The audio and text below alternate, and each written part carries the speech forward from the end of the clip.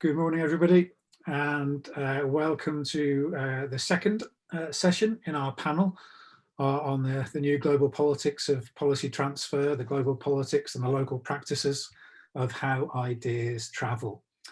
So yesterday we had a couple of presentations which looked at, if you like, more typical modes of policy transfer that occurred during the 1990s, 2000s, around largely north to south transfers of ideas, with a hint of south-south. And here we move much more fully into the new world of policy transfer 2.0 around south-south exchanges. So we've got a great panel. We have four papers coming up. We're going to start with a couple of papers that focus on Latin America and move on to a couple that focus on China. I'm going to chair the session. I'm Sam Hickey. I work at University of Manchester. Giles Moen is the co-convener, along with Farwa Sile, of this panel. And Giles will say a couple of points by way of wrap-up at the end of the session. So we're going to start with a paper by Lydia Cabral, Les Levidau, and Claudia Job-Schmidt, which will focus on South-South learning in the pandemic. That will take us 15 minutes, and then we will move on to Laura Wasbik of the University of Cambridge, who will look at Brazil-Africa links. Then Zhenli Huang with Tom Goodfellow, assuming Tom arrives, will look at, oh, here's her, we'll look at policy mobilities in Chinese economic zones in Africa. Before Nicholas Lipoulis of Oxford takes us into how China has inspired various infrastructure-led development strategies in East Africa. I'm really looking forward to all of this, so I'm going to shut up and hand over to Lydia and Claudia, and maybe Les at some point as well, to talk through their papers. So the floor is yours, and your 15 minutes has just begun. So thanks very much for the introduction, Sam, and thanks everyone for joining. I'll just quickly share my screen.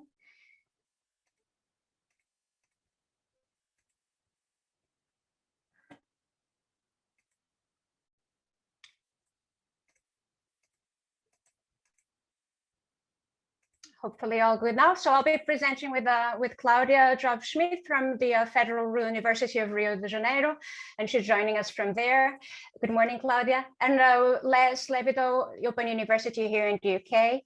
So this is a collaboration that has been unfolding over the past year, and very much around South-South solidarity, and in the context of the pandemic, in connection to agri-food policy.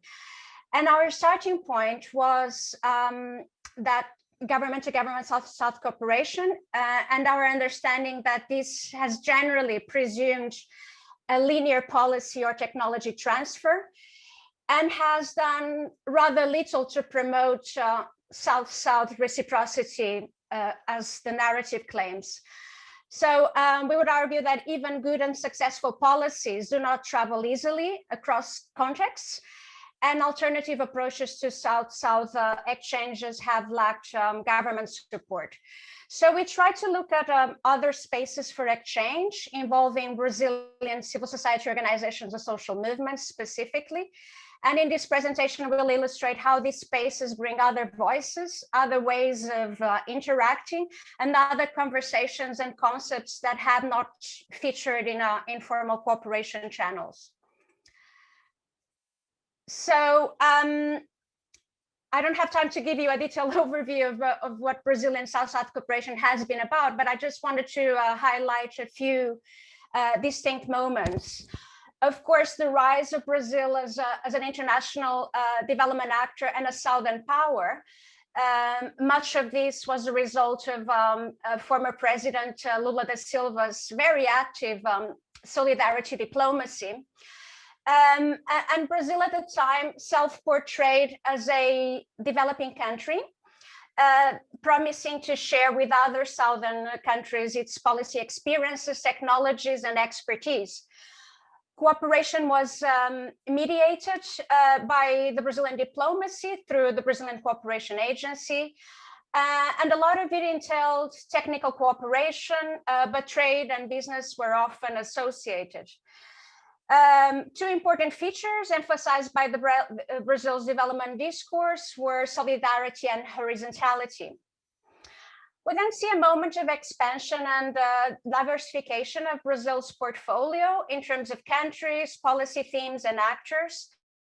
And if we consider specifically cooperation in the agri-food field, this diversification often meant that the tensions and contradictions that are found in the Brazilian context were taken abroad in terms of the agrarian divide between large land holdings and landlessness, commodities for exports versus food for local markets, industrial versus agroecological production. And Mozambique, for example, a country that I've studied to some extent, illustrates how these contradictions are exported with projects with conflicting goals being implemented. I don't have time to go into that. These photos that I have there try to illustrate some of those projects and the contradictions, and we might want to come back to it later. But I wanted to emphasize that during this period, there were several problems faced with this approach to South-South cooperation. One, power imbalances in government-led efforts, with geopolitical and business interests often becoming prominent and undermining the spirit of Southern solidarity and horizontality. A second problem related to the first one is the barriers to inclusion of a broader set of actors who could actually engage with genuinely peer-to-peer exchanges, reciprocal exchanges. And then a third problem is a problem of translation that occurs when cooperation is centered on transferring ready-made policies or technologies rather than focusing on the processes and the practices that generated those policies and technologies in the first place. More recently, we've seen the withdrawal of Brazil from South-South cooperation, driven largely first by economic, but more recently by the change in political climate. But South-South relations and solidarity exchanges have continued in some forms and at different levels, largely outside the sphere of government. So we want to talk about some of these spaces where these other South-South interactions are happening. And Claudia and Lej will shortly present two cases that illustrate those alternative spaces. So they'll be talking about who are the actors mobilized into these spaces, how they interact, and what ideas, values, and worldviews circulate in these spaces. And just very briefly, I just wanted to mention that in our analysis, we're engaging with literature on transnational social movements and how concepts circulate. And differences in meaning in concepts, such as what the community means, what the territory means, what family farming means, are bridged between these differences in understanding are bridged in a different way in these spaces. And we look specifically at the notion of collective action frames to guide our analysis. I think also worth mentioning feminist perspectives that, of course, have sought to challenge totalizing framings of the world and have valued subjective experiences and pluralism. And I think some of that is what we're seeing emerging from these spaces. So please, I'll pass on to Claudia to tell us a bit about the first case that we have here for you. Thank you. Good morning, you all. Thank you for having us. So I will talk a little bit about this case study that involves the Small Farmers Movement, which is a peasant organization working in Brazil at national level. It was structured in the middle of the 1990s, working with food sovereignty, seeds, biodiversity, agroecology, peasant markets, and a couple of other projects. One important element in this organization is that their work is guided by a framework called the Peasant Plan. So it's an experience where the movement has translated many of these concepts that Lydia was talking about to a national framework.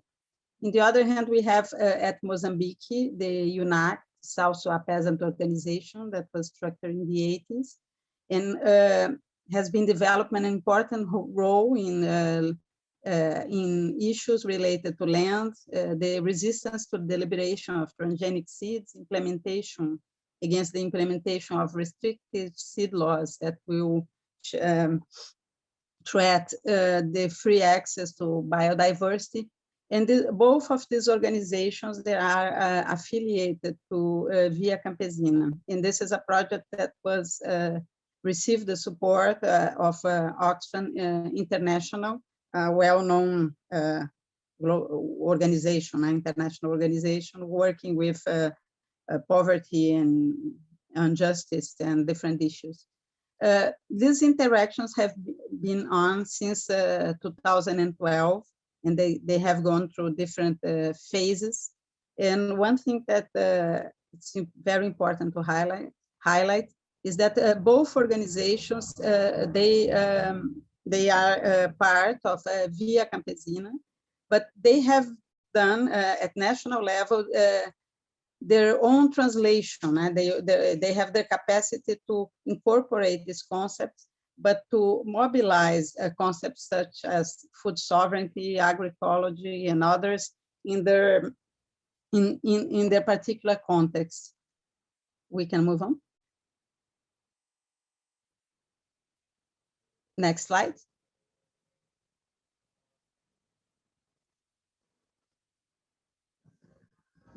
So this project that we are talking about, we are working with the project more like as an entry point because this cooperation is not only about a single project, but the project is linked to different types of practices related to international solidarity. It's connected, for example, to the Via Campesina campaign, Seeds, Patrimony of People in the Service of Humanity. That's a campaign that's going on since the 2000s. It also had a strong relation with different interactions related to the fight against the Pro-Savannah project. And here we have very clearly the contradictions of the Brazilian diplomacy in working in one side with agribusiness and in the other side with peasant solidarity. So there was a global movement of civil society linking organizations in Brazil, Japan, and Mozambique against this large Pro-Savannah project. And also these organizations are together in a series of efforts that Via Campesina develops related to seed, at FAO, for instance, particularly with related to the International Treaty of Plant Genetic Resources. But in practical terms, at local level, there is also a whole effort of translation of different concepts and practices related to seeds. These organizations do the cooperation between UNAC and the Small Farmers Movement was based in the joint planning of activities. They did over this period different international missions with people going back and forth and doing some visits, and also the implementation of practices in the field, because the Small Farmers Movement has a long trajectory working with technical issues related to native seeds, selection of seeds, the implementation of seed banks, seed management, strategies of circulation of this agrobiodiversity. And so the local level actions in both sides, they are connected to this cooperation project, but the cooperation project is also linked to a whole layer of other solidarity actions in different levels and spaces. We can move on. So trying to answer the question and what ideas circulate, it's important to highlight that all these exchanges, they involve a continuous process of translation and recontextualization of concepts and practices. Both organizations, it's not that they were structured at national level and afterwards they started to work internationally, because they were when they were structured in the beginning, they already had this international, were working in international relations.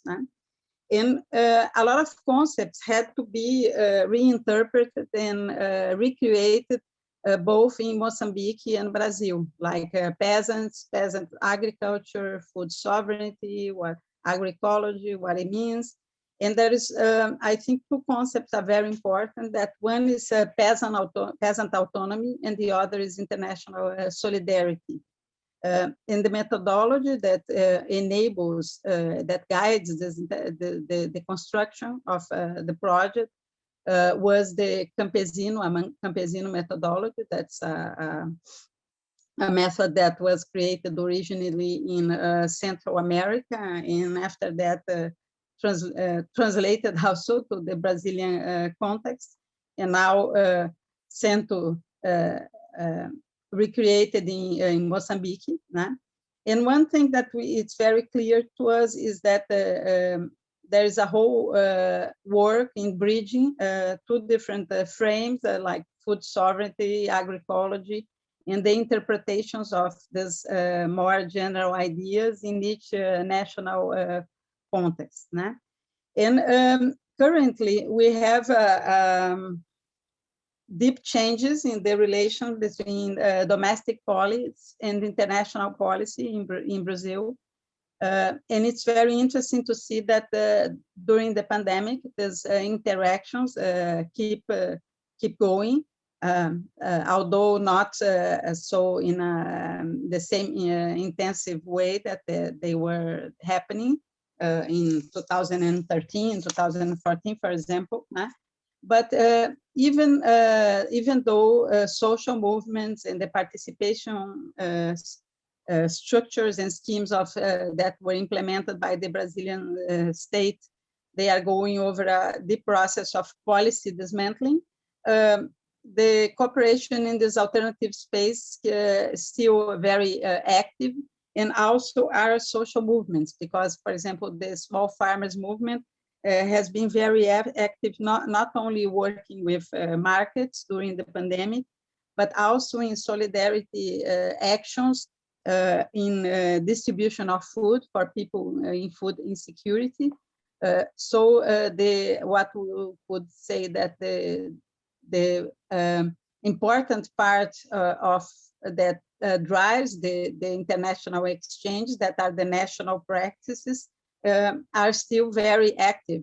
So it's possible that we'll have the unfolding of this cooperation, incorporating new teams and incorporating the new practices that emerged during the pandemic. So I will pass the word to Leas to present the next case study. I'm afraid, presenters, that is 15 minutes, so you are going to have to wrap up in a minute or two. So your choice as to whether or not you focus on a different case or move to the wrap up. Well, maybe. Les, you want? Yeah. Okay. Briefly. Go ahead briefly, and then I'll wrap up. Yes. Okay. Yes. So the Open University has two projects funded by the Global Challenges Research Fund. Both of them involve agroecological producer initiatives, which develop solidaristic collective marketing, generally known there as circuitos cortos, or short food supply chains in English. Yeah. Next slide. I'll be selective, obviously. Yeah, both projects meant to draw on methods of investigación, acción participativa, participatory action research, and extend those methods to new activities. But the pandemic precluded the original research plans for in-person events, and likewise disrupted the circuitos cortos, especially the farmers' markets of the community partners. But they found ways to adapt those circuitos cortos to the new hygiene restrictions, partly through online methods, using Facebook to advertise their products, WhatsApp to take orders, and, for example, cooperative eco-bikers to do home deliveries, to avoid people congregating at the farmers market. But since we're very short on time, I will just switch to the next slide. The ideas that were circulated and elaborated by the project. So there are three concepts. One is to understand the circuitos cortos as various forms of proximity, a proximity of aims among the participants, geographical, organizational, social, cultural forms of proximity. These all involve reciprocal mutual aid relationships, also known as mutirão, the Guarani word for joint work. So in cooperatively constructing such proximities, each food initiative develops various collective capacities, and that responds to a major research question of the project. What are the collective capacities and how are they developed? Then the second is solidaristic intermediaries. I mean, before the pandemic, and this is globally, the term intermediary was a pejorative term denoting supermarket chains and wholesalers, profit-driven actors who capture the market value that should instead go to producers. But during the pandemic, these initiatives had to find alternatives to the conventional farmers market. So they became dependent upon new intermediaries, such as the cooperative eco bikers, which were then organized as solidaristic intermediaries. So the project has reserved the term middleman as for a pejorative meaning, and now intermediaries has a potentially positive term. And then the third concept is that public policies are understood most importantly for facilitating and building the collective capacities of the producers for circuitos cortos.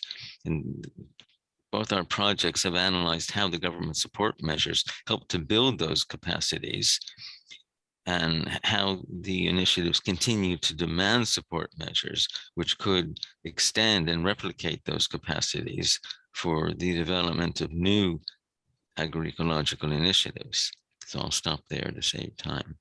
And apologies, I'll just conclude very briefly to say two things. One, the importance of learn from these sorts of spaces to understand in what ways concepts are connected between different contexts, how they are translated. Next slide. I don't think I need a slide for that. I'm just having all sorts of troubles with my technology here. So the first point is the importance of learning from these spaces on how these actors do this frame bridging across contexts. And the other thing is to push the policy transfer discussion to a focus more on the sorts of processes and practices that generate policies rather than thinking about linear transfers of policies across contexts. I know this is pretty much obvious, but it's still very much happening.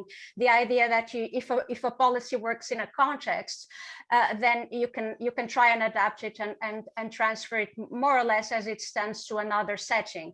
And we know from evidence that this doesn't really work. So then there needs to be another way of looking at and how to usefully connect Southern countries and their ideas and experiences. Thank you very much, and apologies once again for running over. No, thanks very much, Lydia. Feel free to, if you like, cut and paste those conclusions into the chat so people can have a look at them as we move on to the next presentation. And well done, Les, for squeezing that case into a very small space. We hope to see the full results in writing later. So let's go to our second one, which maintains a focus on Latin America and links to Africa. Laura, the floor is yours. Thank you very much. It's a pleasure to be here and to have this conversation with you all. I'm going to share my screen. I hope not to use all my minutes, so maybe we can have more space to discussion afterwards. Can you see my screen? Just to double check. Yeah, okay. So I'm presenting on policy circulation and South-South cooperation between Brazil and Africa. Rise, Fall, and Change. This work actually follows from both my PhD, which I recently completed in the University of Cambridge, but also other research projects that I have been involved in, some of them with people in this room. So I'll make the acknowledgements as we go. But basically what I'm presenting is a chapter. It's a book chapter that it's almost done for an edited volume on Brazil, China, and Africa. So what I wanted to say, I mean, I'm very happy to follow from my colleagues, because partially, I mean, part of my work is done. So, but what I wanted to focus and what I focus in this chapter is actually a view from a Southern policy exporter, Brazil. So it has I'm not even intending to go into the politics of the particular initiatives and projects and the outcomes. I'm really, I mean, this whole book is really to understand this idea of new policy exporters. So Brazil, China, and the politics of those processes of policy exports. So I'm basically focusing on Brazil. And so that's the first kind of disclaimer. The second one. The main idea, so what are the arguments that I put forward in this chapter? The second main idea is that South-South cooperation and policy exports have to be understood in terms of policy change. So I guess part of the contribution of this book and my chapter in particular is to understand the changing modes of Brazilian policy exports, and that's why I'm quite happy to have heard my colleagues speaking before me, because that in a way that's part of the argument they are also raising, the ways in which those dynamics are changing in time, and in order to understand it in the Brazilian case, one has to understand what different kind of academics have framed as the South-South cooperation's ebbs and flows. There are many metaphors for that, fall, rise, fall, and down, or I mean, there are different ways in which we conceive this, but this really the process of policy change, foreign policy change, and South-South cooperation policy change in Brazil. And the second thing that it's important when we analyze transfer in light of policy change is this idea of politics in time. So it's really to pay attention to the time factor in the policy transfer dynamic. What I do in my chapter is basically to look at this from a kind of time one and time two perspective. Time one, I argue, it's the way in which South-South cooperation became a vector for policy transfer between Brazil and African countries. And in that context, part of the dynamics were really the circulation, and I use a lot of the literature on policy circulation rather than policy transfer or policy mobility. I mean, they are all connected, but to me, the idea of policy circulation was very useful to understand those dynamics. So this first moment, time one, is the one that development policy circulations relied on Brazilian state activism and also on policy winning coalitions.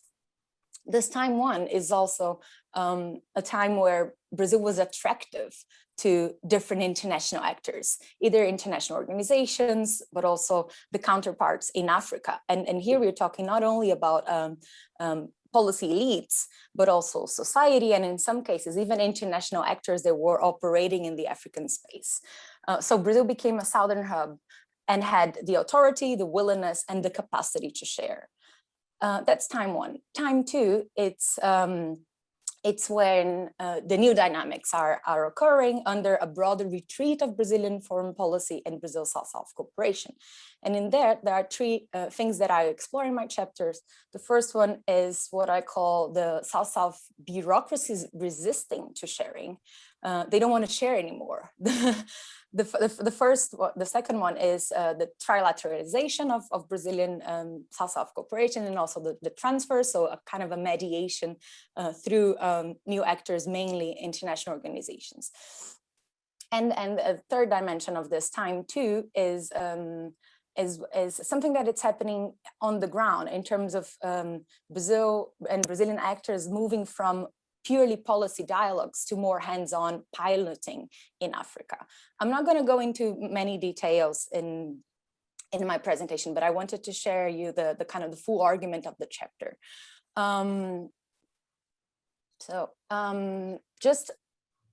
Just some kind of interesting reflections, I guess, when one considers South-South cooperation and this whole idea of policy transfer. And this is something we've tried to explore in this chapter, but also in previous works, is that there are in a way some unlikely approximations between those two concepts.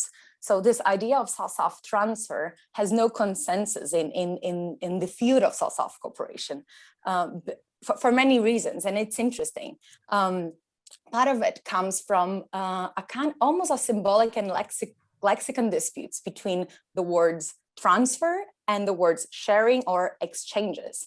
And for some actors, it's interesting to see that the idea of transfer is not the way they frame their work. They're not transferring any knowledge or any policy. Although us as analysts, we keep using it as policy transfer. They would immediately say, we're not transferring, we're sharing.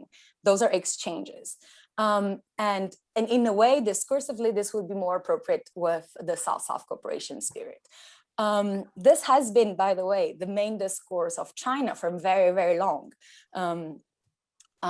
But this was not exactly the case with Latin America. There were some of which, I mean, some countries and actors inside those countries were more comfortable or more comfortably navigating this idea of policy exchanges.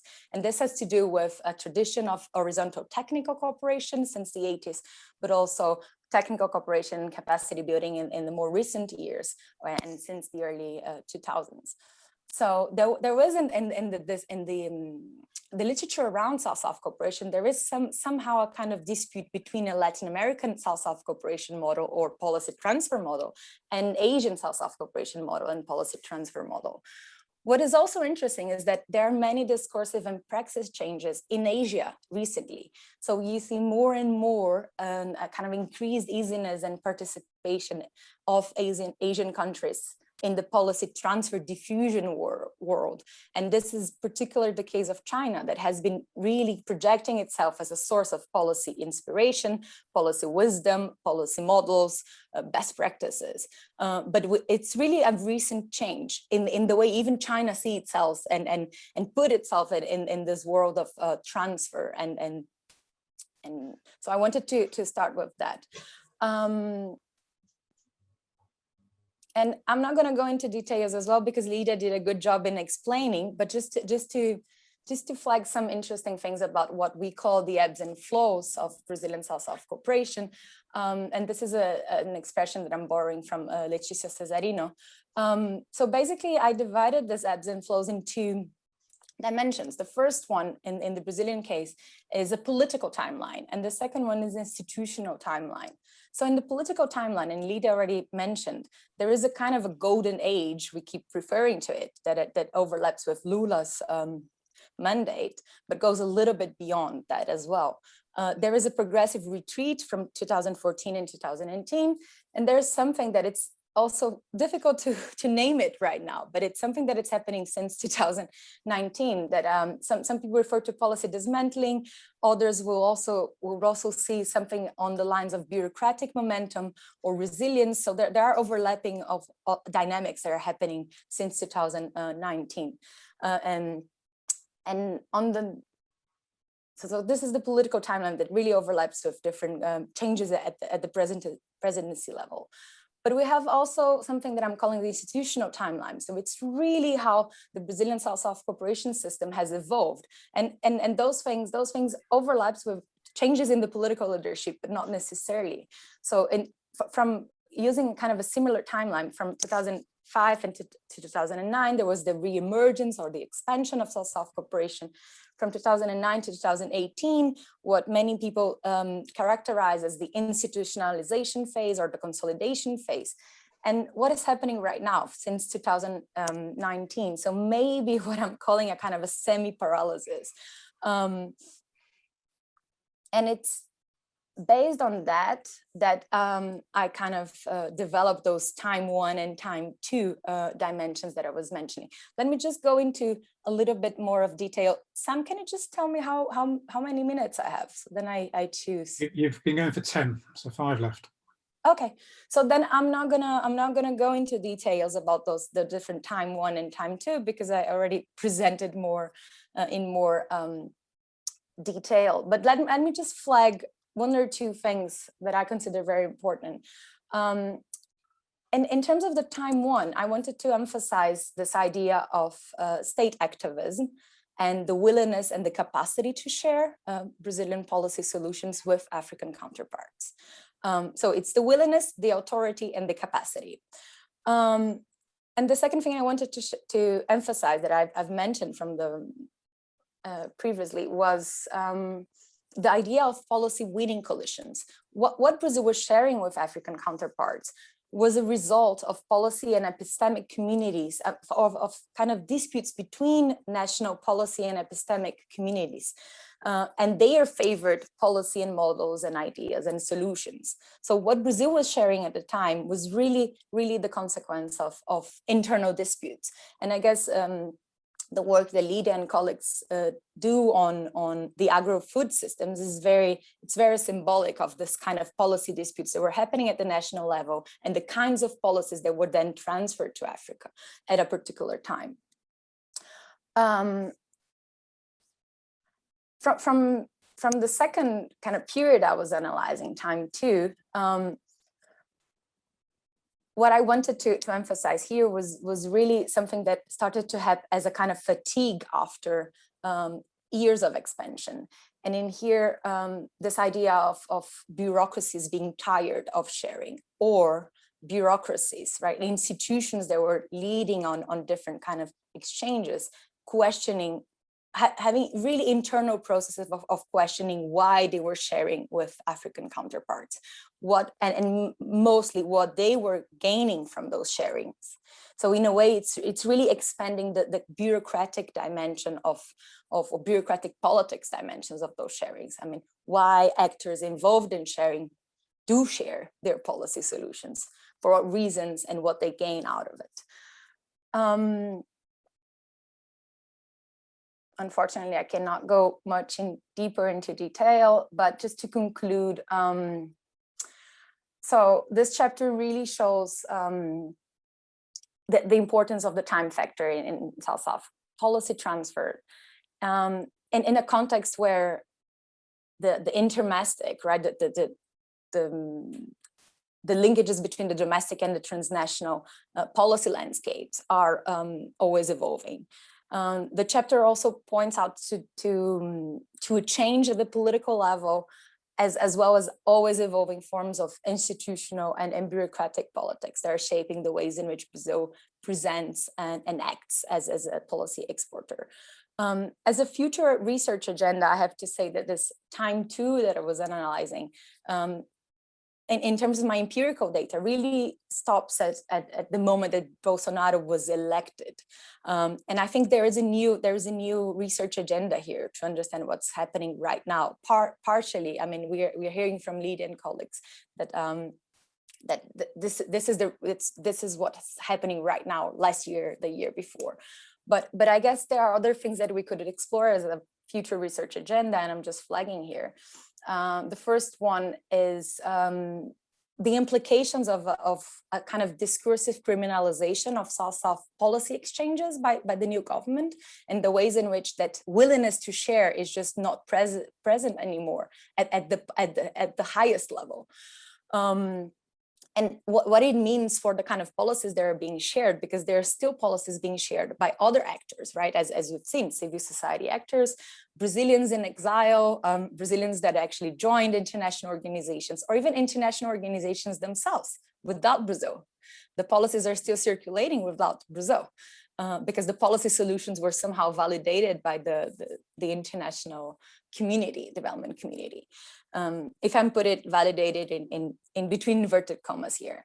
And also bureaucratic resilience. I mean, what are the kinds of sharing that are still there? And finally, kind of another research question is how Brazilian policies are now perceived by international organizations and leaders in Africa, right? If Brazil had an authority to share at a particular point, where is this authority and why it matters for the sharing, right? At the importer level. So sorry to rush here. And thank you for listening.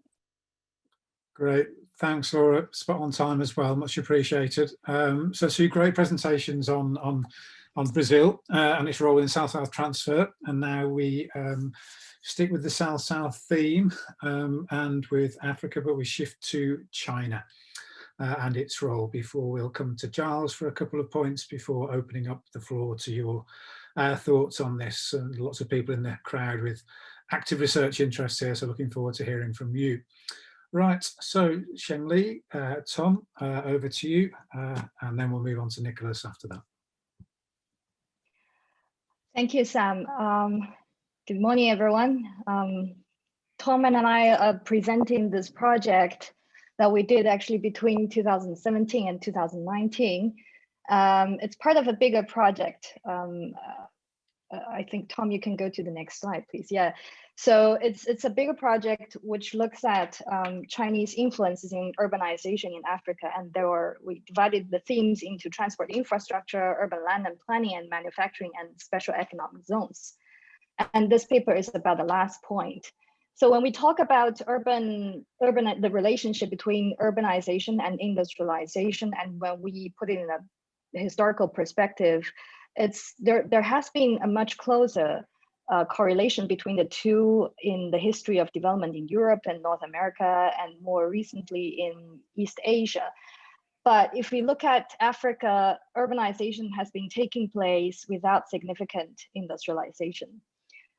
So we were interested in the increase of Chinese engagement in building manufacturing zones, including the special economic zones and industrial parks in several occasions. And we were interested in how the experience in China are transferred in this kind of activities, and how knowledge travel, how policy travels. So this presentation is about that, and we will divide the presentation into two. We'll talk about the Chinese experiences of the special economic zones with a comparative perspective, and then we will explore the different actors and roles in Chinese engagement in Africa's industrial parks in development by looking at the cases in Uganda and Ethiopia. And Tom will take over from the middle. So if we look at the Chinese experiences with a comparative perspective, there has been a lot of analysis on Chinese experiences of special economic zones, especially how foreign direct investment worked in the specific zones, and how the spillover effect worked in urbanizing the surrounding areas. But there are two things that we think that are overlooked in a lot of the research. One is the significant decentralization that has been taking place even since beginning of the open up reform in the 70s in China. A lot of people call this the Chinese system a decentralized totalitarian system. And the second point is that while in the decentralization, I want to point out that not only there's a regional decentralization of administrative power in the government institutions, but also the fiscal power is also decentralized. And in a lot of the cases, the special economic zones, they have their own management system. So they can, the management of the zones can actually decide what happens within the zones, within the enclave. They enjoy a high level of freedom, both fiscally and economically and socially. But the central government control the development of influence the development of the industrial development in a national scale with the tools of planning. So by setting up very specific goals of land use, for example, they actually synthesize the development of urbanization and industrial development in a way. And if we looking at this kind of policy experiences from China, there's no way that it can land in Africa because all these institutional elements are missing in the cases that we're looking at. Next, please. So for example, if we look at our case studies, Ethiopia and Uganda, relatively speaking, Ethiopia has a clearer strategy of industrial park development. But still, all these developments are managed by an institution set up at a state government level. For example, there's a specific law for industrial park development in Ethiopia. And EIC, which is Ethiopian Investment Commission, is normally in charge of all the foreign direct investment, is also in charge of the general planning of industrial parks nationally. And they later set up an institution which is called Industrial Park Development Corporation. It's a parastatal to manage the infrastructure development and individual negotiations with foreign direct investors. Basically, all these national parks are managed at the federal government level. In Uganda, the strategy is less clear and more spontaneous. So there's no clear IP industrial park development strategy. Everything, all the orders seem to come out of the president's office directly. And the Uganda Investment Authority is again overseeing all the national parks. And there's another institution which is parallel to UIA, which is called the Uganda Free Zone Authority, is in charge of promoting the development of private zones. But it seems that the two institutions lack the basic linkages and connections and coordinations. And in terms of the linkage between industrial development, especially industrial park development, and the urban development surrounding the industrial parks, there seems to be very weak linkage in the case of Ethiopia and almost none in Uganda. Next, please. Next, we see, for example, this is left is a map showing the grand plan of the Ethiopian government building more than a dozen industrial parks in the national scale. And on the right is the flagship project in Hawassa. And Hawassa is now hosting more than 50 factories and thousands of workers. But the local government has been complaining about the lack of incentive of taking part in the development of industrial park. All they're facing is the pressure of increasing population, of housing, of pressure in transportation and waste management. So this is a very good case study for lack of coordination between the local development, urban development, and industrial development. And in the case of Uganda, the only functional nationally owned industrial park in Uganda is actually Namamve, even though UIA is now overseeing 9 parks, but actually Namamve is the only functional one.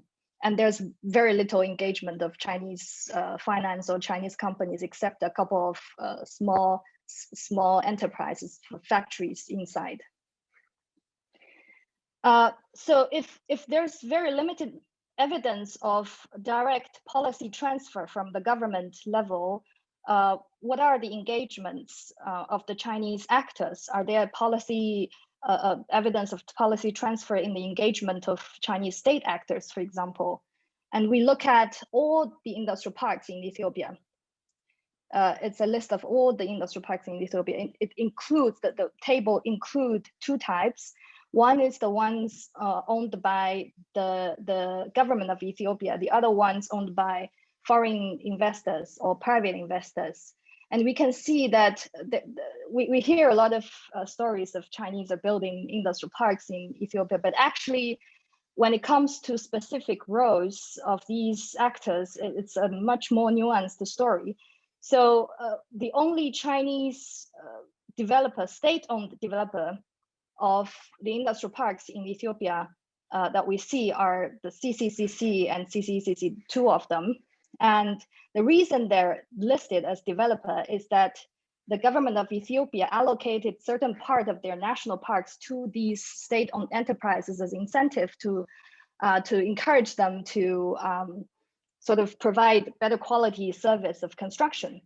So, and the other one, the last one of a new industrial park, there has been an agreement of Exim Bank from China with the government of Ethiopia, but no commitment, no distribution has been made, and we suspect that this will the implementation will delay.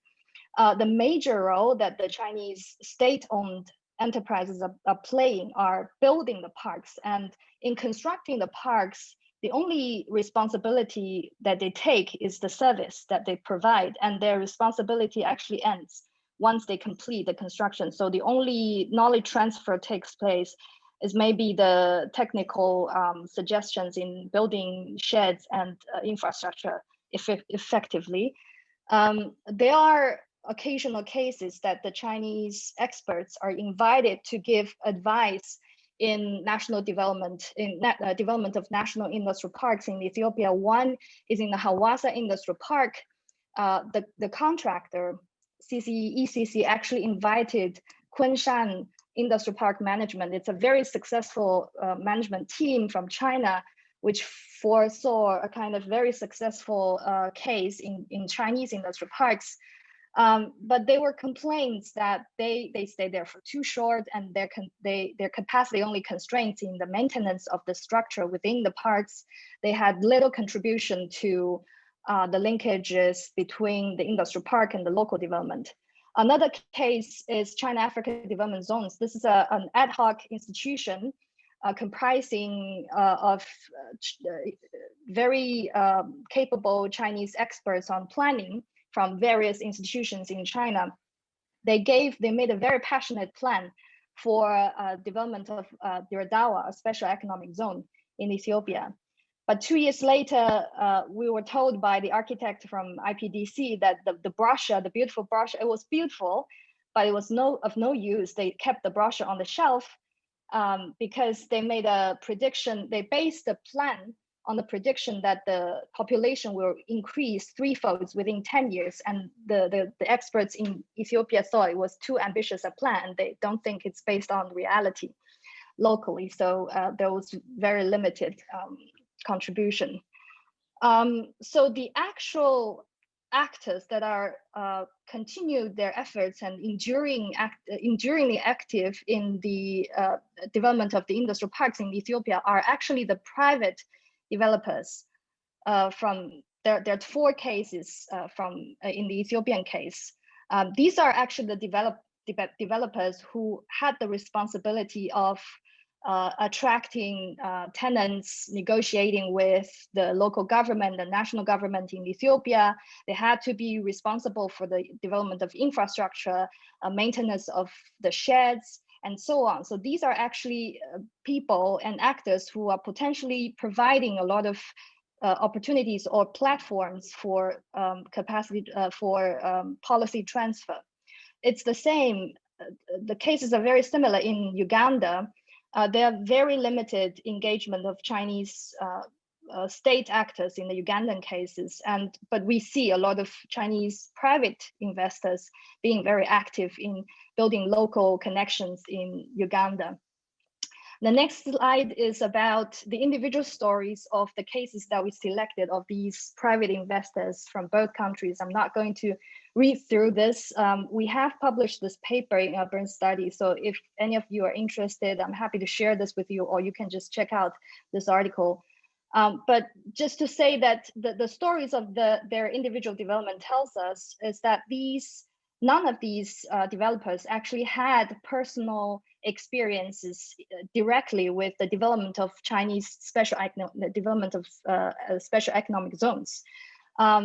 What they had is a very indirect kind of experience with the zones and a kind of abstract form of model that they are transferring to the new experience that they're creating in new grounds.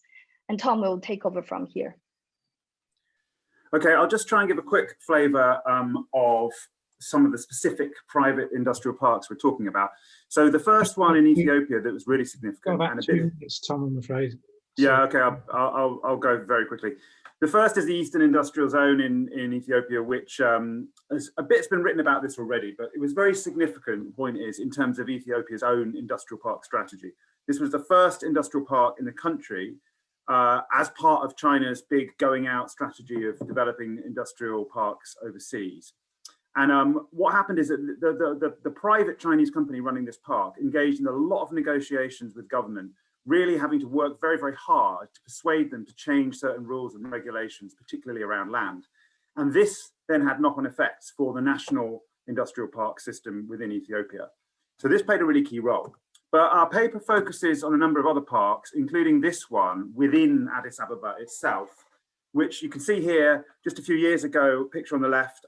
This is a part of the city that was not very developed at all, on the fringes. And then they've come in with this design on the right, which you can see in the shape of a boot. It's a big shoe manufacturing company that started off in the eastern zone. There's been a lot of media attention to this, but they've really developed a lot of their own infrastructural links, including building that road themselves, because they got a bit impatient waiting for the government. And this, you know, we give some attention to the paper of how this has developed and what they've done to try and create a sort of urban industrial culture within the zone, including through having dormitories. The first part to actually have people live inside the zone, which again was something that had never happened in Ethiopia. And they kind of, drawing on China's experience, indirectly pushed hard to allow for this. But then in Uganda, everything's on a much smaller scale. But we look a bit at this, which is the most significant private park in Uganda. And again, if you look at these aerial photos, you can see how this small town, Kapika, has now potentially become a really major industrial hub through this park. And in fact, just the employees at the park have the capacity to double the population of this small town. And this is really significant in terms of the infrastructural needs, the pressure on the land, the room for speculation, all of these kinds of things coming in. So what was interesting here is that the developers of the park just went straight to national authorities and had close relationships with the first family. And the local planners said that they didn't have any engagement with the park. But the people running the park complained that there was no local plan for them to integrate into. So there's a huge disjuncture here with creating a lot of potential problems that the park owners have tried to overcome a bit through their own local engagements. You can see here the park being opened with President Museveni. I think his face reveals a lot there about his relative lack of interest in the industrial strategy compared to what you see in Ethiopian pictures. But I'm just going to finalize two last slides quickly, bringing this a bit back to the policy and abilities literature. So what's interesting here is that, as Jane Lee said, it's really the private operators who are at the fore here. They're not trying to mobilize policy. They don't have much knowledge of Chinese experience, and none of them have worked on industrial parks anywhere else in the world before, as we show through those individual stories. But because they need to survive and profit in a very difficult environment, they go about these negotiations over time, and they actually manage to position themselves between often conflicting government authorities in those countries, and are able to achieve some things that national industrial parks aren't in that context. So they're often engaging with these kind of local authorities and national authorities as brokers and learning a lot. So instead of sort of the Chinese knowledge being brought and the African governments learning about it, we actually see the Chinese entrepreneurs. They're the ones doing most of the learning here in order to try and make this work in an unfamiliar context. So it's not really either the government authorities, consultants, all these kinds of people who are usually talked about in the policy mobilities literature, and nor is it the state-owned enterprise, which is normally the main focus in the China-Africa literature, but it's the private companies that are the key agents of learning here. They have very limited experience. They find themselves unable to just transfer those experience. And so this unfolds in really piecemeal ways. And we start to see these new kinds of connections as, you know, individual people go and try and build links with local communities and governments, but in very fragmented ways, still quite problematic. And this doesn't in any way substitute from having a kind of coherent strategy at the national level to link urban development and planning with industrial development, which is completely missing even in Ethiopia. So I'll wrap up there. Sorry for going over. Fascinating stuff. It'll be interesting. I think Laura set out the need to keep tracking these issues as they move forward in terms of the research agenda she sets out. And you're starting to suggest that, you know, the importance of tracking some of these initiatives, whether or not that piecemeal approach ends up being much more contextual and embedded and relevant than some of the more top-down transfer ideas. Great, thanks for that. Nicholas, our concluding presentation. still within East Africa and around China. So there should be some interesting links here, but with a focus on infrastructure. Over to you. All right, thank you very much, Sam. Let me just, before I begin, let me just add that in a panel that has had 2 presentations on Brazil and 1 on China, Africa, so it's only fitting to conclude it with a Brazilian presenting on China, Africa, to the organizers. So I'm going to present on this idea of infrastructure-led development, which is very prevalent in contemporary global discourse. What I'm presenting here is the outcome of a joint project between the Center for the Study of African Economies and International Growth Center at Oxford, together with the Center for International Knowledge and Development in Beijing. I'm seeking to cover a lot of ground here, so forgive me for speaking fast, and I won't be able to get into a lot of detail, especially on the infrastructure projects, but I'm happy to clarify in the Q&A. What is infrastructure-led development? Well, it's kind of an amorphous paradigm. There's been different attempts to interpret it. Insofar as this presentation is concerned, I'll focus on the relationship between infrastructure and urban productivity. And so my usage of the term is, let's say, a mix of Albert Hirschman and Justin Lin. Albert Hirschman in the sense that I look at the prime movers in development policy and the induced responses and the economic system. And on the other hand, Justin Lin and his new structural economics is this idea that the state has to lead by building infrastructure, but then policies are not meant to be vertical and targeted, but improve the economic environment across the economy. So this is the way I'll operationalize this term insofar as this presentation is concerned, but as I said, it's open to many interpretations. I won't go into the precursors to this idea, but of course, the idea that infrastructure can lead development was not born yesterday. In contemporary, there's been a lot of interpretations. I think Tom has written a lot about this as well. There's many accounts of why infrastructure has risen to such a position of prominence in today, but all of them have in common this idea of over-accumulation and the search for profitable investment opportunities.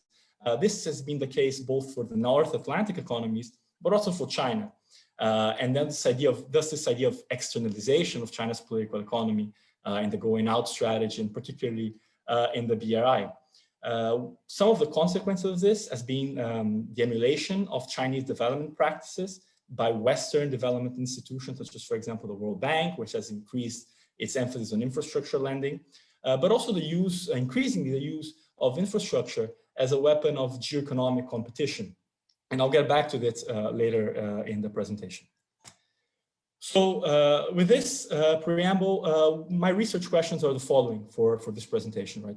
Firstly, I want to investigate the relationship between this development paradigm and the underlying political economy of, in this case, China and Africa.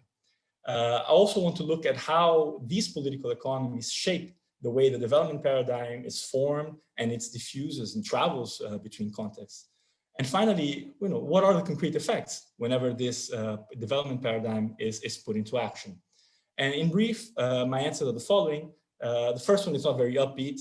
I disagree with the idea that infrastructure is a prime mover in development, but rather, and this has echoes with Lydia's presentation at the beginning, we need to think of infrastructure, the relationship between infrastructure and economic growth as being endogenous to other features, more encompassing aspects of the political economy, which I dub the infrastructure generating process. And the meaning of that will become clear over the course of my presentation.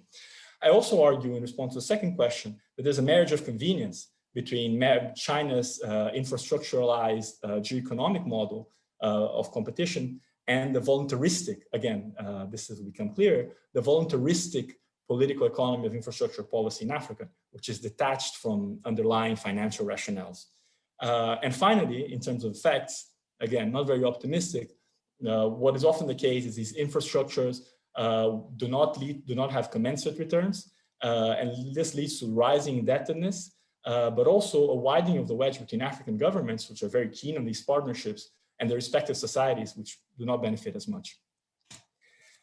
So in order to tackle these questions, I deploy some of the findings from our case studies of cities in Kenya and Ethiopia.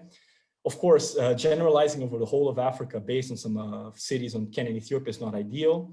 Hopefully, this is compensated by the diversity in the institutional setting, the political economy of these two countries As many of you know, Kenya is more capitalist and more open society as compared to the more statist approach in Ethiopia. But I also believe that many of the factors that I'll highlight in this presentation will be familiar to those working in other contexts across Africa. So hopefully the generalization will seem plausible to all of you.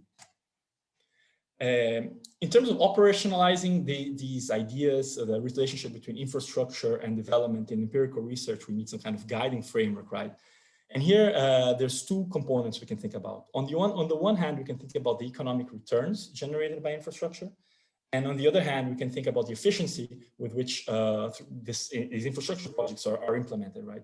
So building on economic research and also frameworks for the likes of the IMF and other international institutions, we can think of economic returns. Well, there's different ways of modeling the economic returns from infrastructure. We can think that the more infrastructure you build, the less the returns will be. So that's kind of the traditional, diminishing returns model.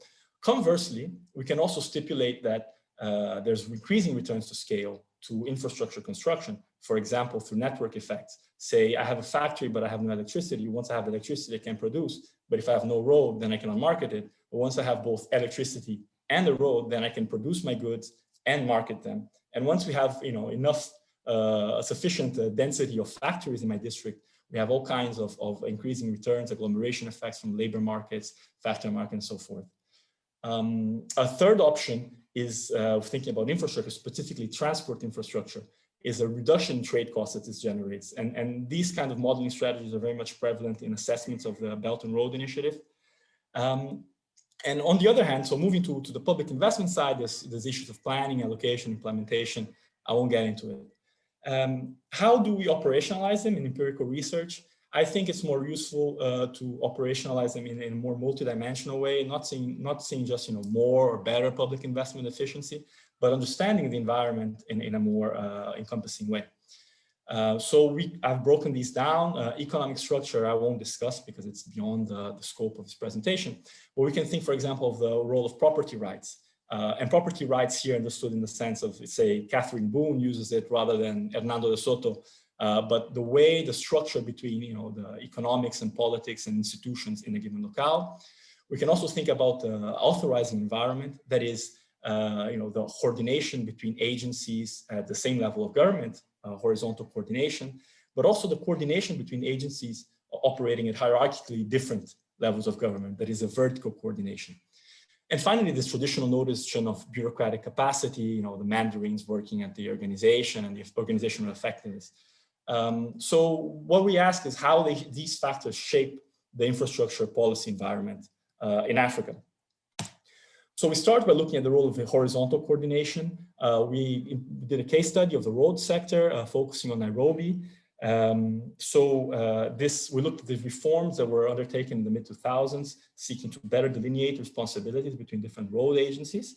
But the takeaway from this is that there's been continued fragmentation in the road sector, leading to projects with unclear rationales, disconnected, overemphasis on new road building rather than maintenance, and the neglect of public transport. I point here to a paper by Nick Cheeseman and Daniel Branch, which makes a summary of Kenya's post-colonial political economy, which we argue it's at the root of this, right? And this idea of a very strong executive state that builds coalitions through the distribution of patronage, and also this alliance with transnational capital that really is detrimental to the development of a more coordinated planning system, which again, Zheng Li alluded to earlier, which is the case in China. We also look at vertical coordination. And here there's an interesting case study provided by the experience of devolution in Kenya in the 2010 constitution. The devolution in Kenya, which is a form of decentralization, sorry for those who are not really familiar with the context, was driven in part by long-standing political grievances, even preceding independence, but was also largely driven by patronage considerations. So here's this phrase, everyone's turn to eat. The way in which this was implemented, given the kind of the political motivations for it, and following 2007 electoral violence and so forth, the way it was implemented did not establish a very good relationship. There was a mismatch between the expenditure responsibilities of local governments and their fiscal capacities. And we look at how this has played out in the emblematic case of water services in Mombasa, which have actually seen a precipitous decline since the enactment of the revolution in 2013. And what we see is that there's technical issues behind this. So the lack of coordination between different counties, the lack of clarity between expenditure responsibilities, between different levels of government and so forth. And also there's political economy factors in the sense that county governments were bestowed with political legitimacy, but were not given the financial means to accomplish these political goals. So what we see are interesting phenomena where local county governments try to absorb, to show the trappings of power without significant resources. And what happens is that they end up distributing patronage and focusing on this kind of political loyalty to the detriment of developing local bureaucratic capacity, which has obviously very negative effects on infrastructure provision. One way to circumvent these constraints in the policy environment is, of course, to engage in centralized top-down policy interventions using bureaucratic enclaves of excellence. So here we talk about the very emblematic case of Hawassa Industrial Park, which was again mentioned in Tom and Jengli's presentation. And this has led to very impressive results, very efficient implementation, thanks also to the collaboration with the Chinese contractor at CCECC. However, this detachment from the urban environment, which again was alluded to in the previous presentation, has impacted detrimentally both labor productivity and urban development. So what we observe in Hawassa is that the rising housing prices caused by the influx of migrants dents workers' purchasing power and affecting turnover and labor productivity. But conversely, this influx of migrants also exacerbates the pre-existing urban problems in terms of peri-urbanization or the uncontrolled expansion of the city in its peripheries, right? This is very much linked to the absence of a functioning land management framework. And the solutions that have been found for the government to address this problem have consistently required either, due to the lack of coordination with the local authorities, the solutions have consistently required either federal subsidies or de-risking of private capital solutions. But in both cases, the outcomes is that financial losses for the state are incurred, and there's a perpetuation of the enclave model due to reliance on federal authorities. And this kind of perpetuates this disjointed urbanization process that the previous presenter has spoken about. As I mentioned, one of the problems in Hawassa is this issue of informal land sales to informal brokers at the peripheries of cities. And that's a problem that's present in Hawassa, but also in Addis and many other Ethiopian cities, right? Besides the problem that these farmers who get these payments quickly often fall into destitution, another of the problems is that some of the capital kind of embedded in this land, right? Because let me remind you, sorry if I'm going fast, that Ethiopia, there's state land ownership of all the land, and the land is leased, so it's very much similar to land management in China. This capital that is embedded in this land, it could be used to invest productively in urban infrastructure, but it's dispersed because of the land management framework. And so, for example, whereas in China, you have the example of urban villages, as villages get dispersed, farmers often invest into building residences and becoming a kind of urban rentier class to house migrant workers. This is not the case at all in Ethiopia. And so in one of the case studies on Addis, we investigate why this has not happened, why the more rational land management framework has not been put in place. And we find that the government has had trouble reconciling growth, equity, technical soundness, and also political factors in land management. We look at some partial successes in instituting a land value capture. It's a data redevelopment scheme in Addis, for example.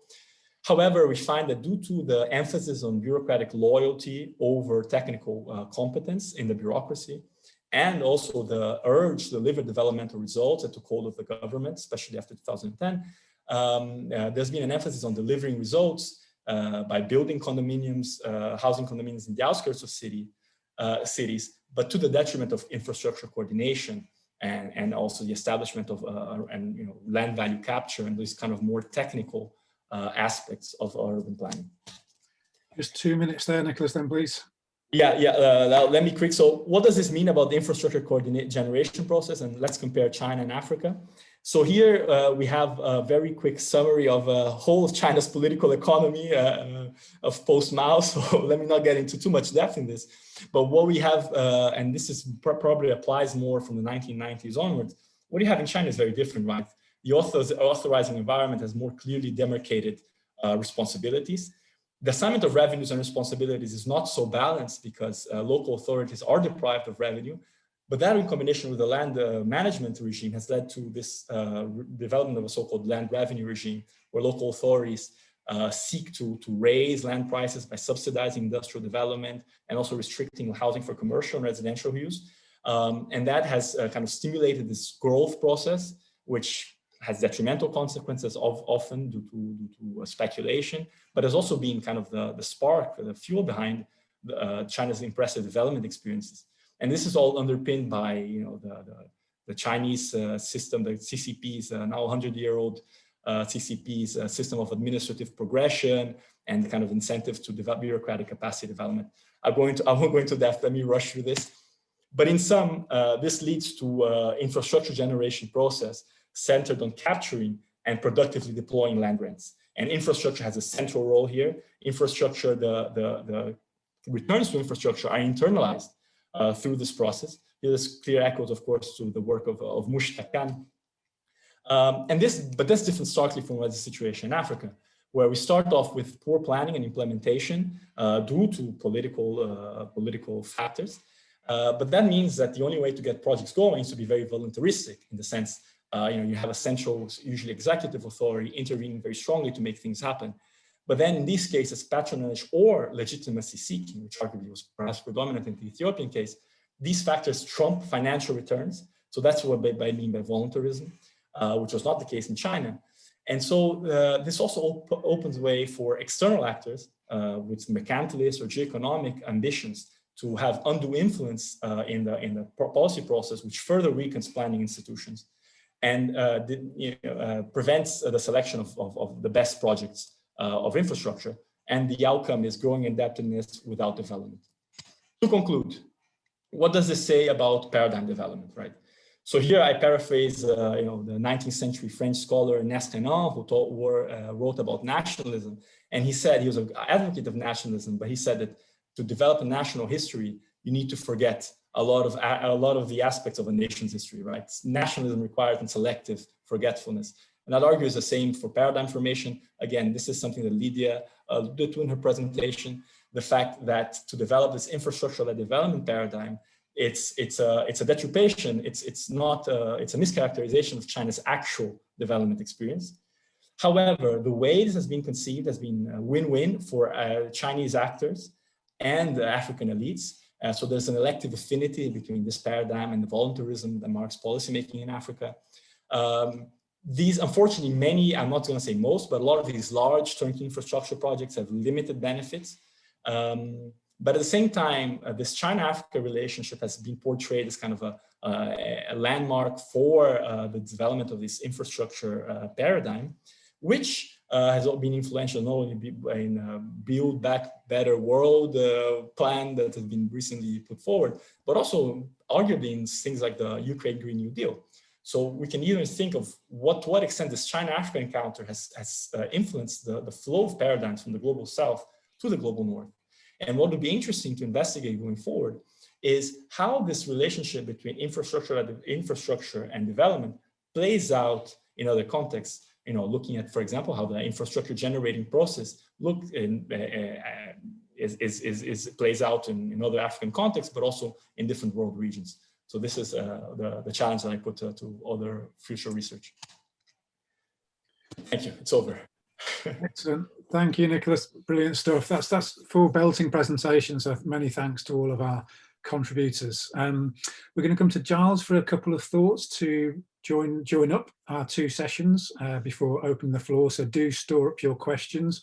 You're welcome to give them verbally. You'll just need to wave your electronic hand at me when we open up, or feel free to post them in the chat Over to you, Giles, and then the floor will be open. Yeah, thanks again. I very much Sam's point about this cracking set of papers over the 2 sessions. So thanks, everybody. Keep it brief. I mean, I think the thing that struck me across a number of papers, including, I'm not trying to just flog our own paper, but the idea of sharing was interesting. I think there's a kind of political economy to this idea of sharing that that Laura obviously raised, and the question of legitimation. And I think, you know, how far they're concealing wider material interests. I think, you know, some of this work we did on Norway was, you know, it's all about sharing the Norway model, not kind of pushing it yet. You know, in the background were a number of big Norwegian firms. So I think there's something about taking seriously Laura's question of why share, really. I think that, I think we need to unpick that kind of notion of sharing critically and link it to kind of broader material interests, and that, you know, as Sam pointed out, that can link to kind of British government policy as much as any other set of actors. I really like the kind of emphasis across a number of papers of moving beyond the state. We've got very fixated on sort of bilateral state-to-state relations. I think we saw, you know, a great example of that in Lydia and et al.'s paper, but also I think in the paper with Zhengli and Tom around kind of smaller and provincial state actors in China. And I think, you know, we can get into a descriptive issue around different types of brokers and connectors and middlemen and intermediaries. But I think, you know, what came through the first paper was that can also lead to different development ideologies around peasant autonomy. But I don't think that's also without its risks. And one of the things, you know, I wanted to sort of ask the first paper a little bit was, you know, yes, Oxfam are underwriting some of that solidarity, but, you know, as we know from other work on NGOs and participation, you know, there isn't this kind of lovely space of solidarity outside of the state where everything's equal. So are there also power dynamics at play in there that might undermine those processes of solidarity?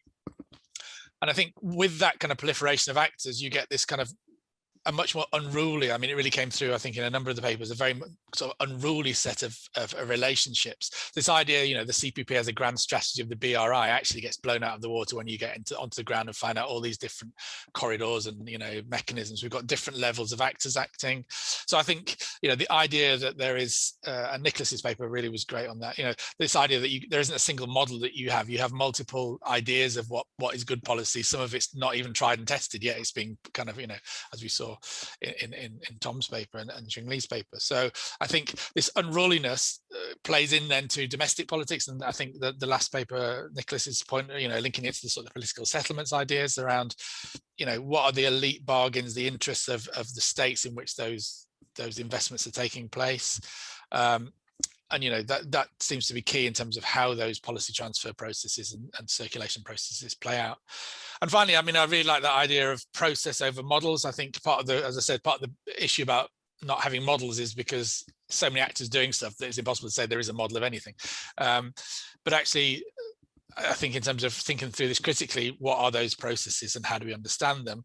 I guess it's harder to package them in aid world, you know, people want outcomes and models rather than kind of more open-ended processes.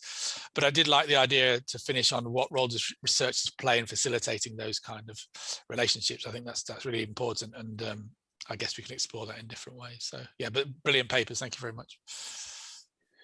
Great stuff. Thanks, Giles. So we can go to questions, and we have a couple lined up already, 3 lined up already. So I'm going to come to Kate, then Alex, then Ollie, and then we'll come back to our panel, and then we should have time for a fresh round after that. All yours, Kate. Thanks very much. Yeah, really interesting papers. My question was for Laura, and particularly about the policy winning coalitions that you mentioned in the T1 phase. You seem to be saying that they were kind of mainly national, or sort of looking at which policies actually get promoted. So it was more about the sort of disputes that were happening internally. I was just wondering whether there was any involvement of other actors, whether they went beyond, whether they became sort of transnationalized coalitions that included maybe actors from the African countries, or transnational or sort of international actors at all, or were they mainly at the national level? Because in research that I've done with Sam and Tom Labors and others on the politics of social protection, transnationalized coalitions seem to be very important in terms of moving. This was around social protection and sort of cash transfers, moving into national settings. So I was just wondering if the transnationalized aspect played into that, and also in terms of how the coalitions operated, whether there was any scope for them to even as the high level support for this kind of policy sharing or policy transfer was ebbing away, was there any scope for the coalitions to work sort of without that support, but continue doing the policy movement work themselves? Thank you. Great, thanks, Kate. All yours, Alex. Thanks. Yeah, really great set of papers. So I had a question for Laura, which flows very closely from what Kate just raised, which is started from a broader reflection about what exactly is at stake here. And I think it's so often, yes, the material interest, Giles, absolutely, but I think we shouldn't underestimate the power of symbolism and imaginaries, right? I mean, that's what's being traded here, you know. And infrastructure, you know, I thought your paper was extraordinarily impressive, Nicola, but perhaps it understated this symbolic effect, you know, whether it's you know, Brunel's bridge across the, you know, Clifton Gorge in Bristol to symbolize British imperial prowess, or the Three Gorges Dam, or whatever. I mean, big infrastructure is always about projecting the potency of states and elites and their national and global projects. So I don't think it would make sense to leave that out, because of course that's massively attractive to elites in the global south, and indeed, as you pointed out, in the global north. And as Giles picked up, I mean, the levelling up agenda of the British Conservative Party is ipsis literis that kind of fantasy politics of infrastructure. That's exactly what it is.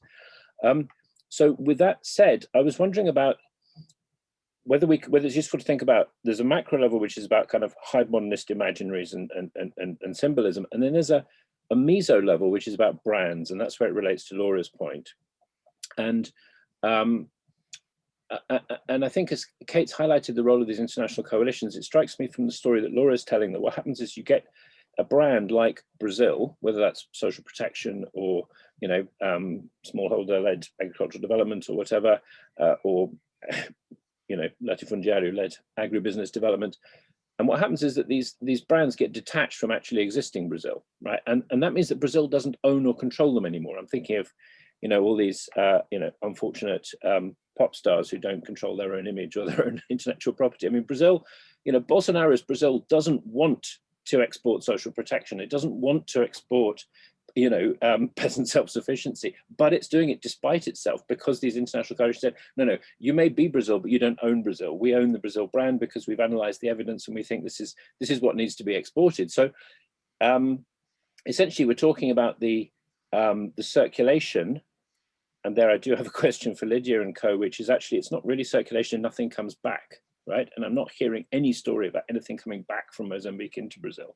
So if the first set of paper authors could comment on what they heard coming back, that would be great.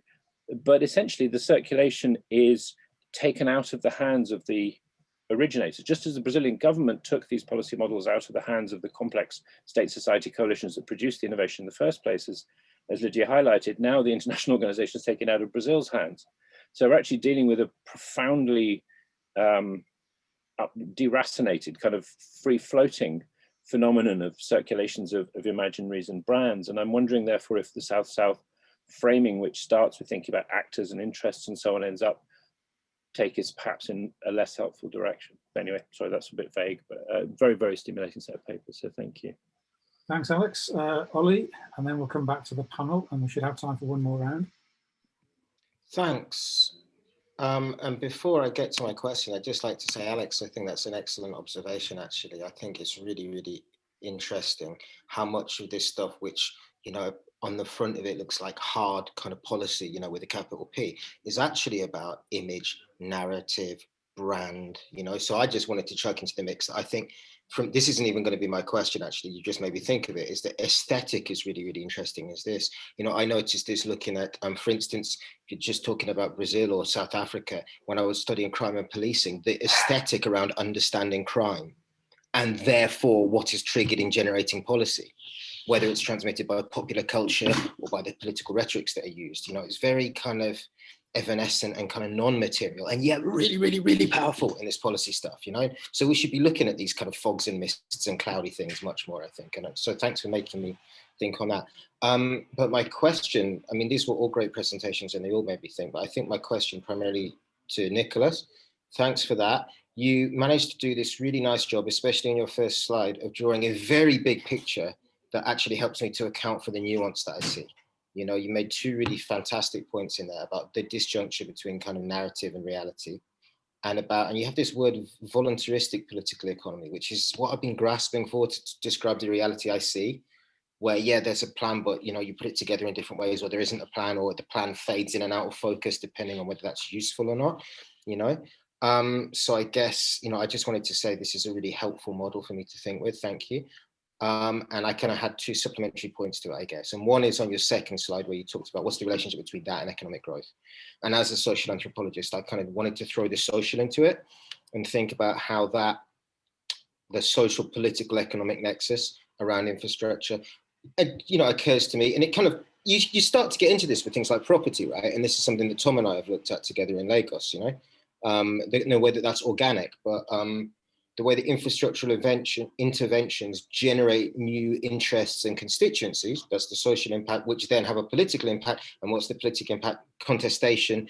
And that contestation, of course, is what economic growth is filtered through, who gets to win, who gets to articulate their agendas, who gets space to flex, to breathe, to operate, to maximize their utility. So I think that is in that mix as well, really kind of concretely.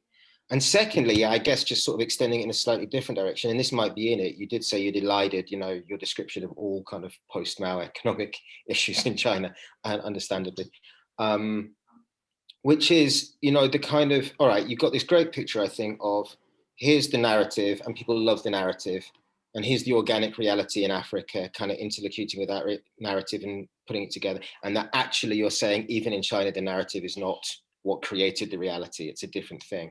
And so I just wanted, if you could bring out another kind of part of the organic picture a little bit, which is the organic export imperative for export of services and infrastructure. Like, you know, so in very crude terms, you think about India's railways as being not a product of infrastructure that India needed, but of export contracts that British engineering companies needed. You know, what's the kind of organic, you know, this is also a Kilimembe story about infrastructure being really useful because of the paperwork it creates in the resource flows, you know? Can you speak to that a bit? If you got a thought on that, you know, springs off your way of thinking about this. Okay, many thanks all. So let's go back to our panel. We have questions about actors, the circulation of imaginaries and brands, social aspects of infrastructure, and I guess the supply, as much as demand-led nature of these processes. Let's go. We can go through in the order if you like. Lydia, Les, Claudia, do you have anything on those sets? And then we'll come to Laura, etc. Yeah. If you have a question, put your hand up for the next round. I can start. Perhaps I'll ask Les and Claudia to think about the questions raised about the power dynamics within these other spaces. And perhaps something about Les. I know that this is something that you've had direct experience with, the role of researchers in facilitating some of these translations and processes. But I wanted to comment on a couple of things that have been raised. So on the issue that Alex was talking about who owns the brand and how this changes over time. I think this is, you know, this shows the importance of tracking the long histories of some of these South-South relations. And I guess this also applies to aid in general, that we sometimes focus on a very short time frame, and we miss the enduring influence of some of these processes.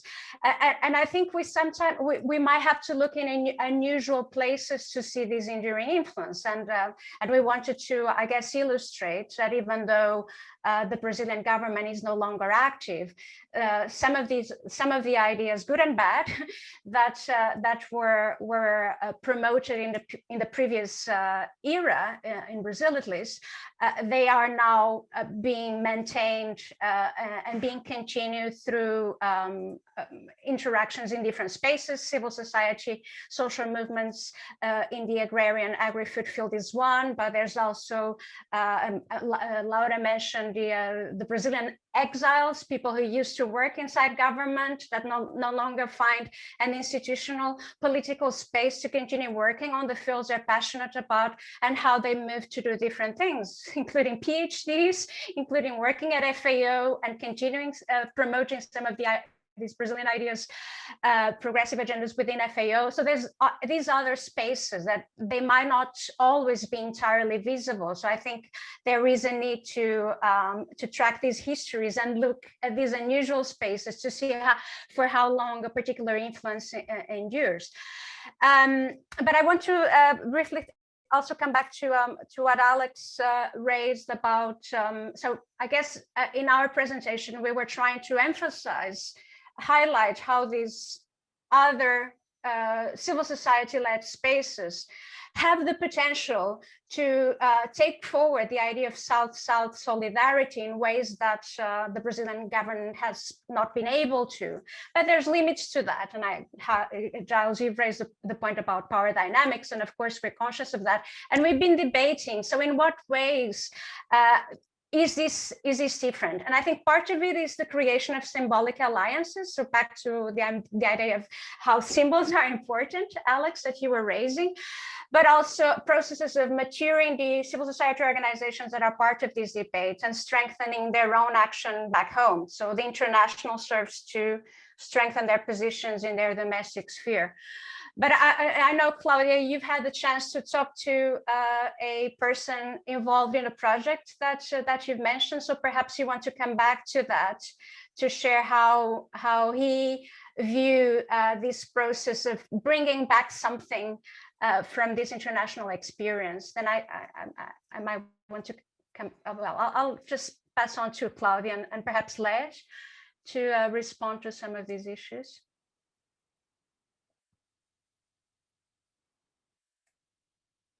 You're muted. I asked one of our interviews from the small farmers movement what was coming back from Mozambique, and what I got was a very complex answer, because I think that the space of relation where these interactions happen is you count a lot with the mediation of Via Campesina, in the concepts about other international experiences of peasants. So the small farmers movement itself is already the result of this international connection with Via Campesina, and also with the national experiences of other peasant movements. Because if you look in the domestic level, this position that they take, pro-agroecology and pro-native seeds and against transgenics and all of that, this was built a lot through international relations.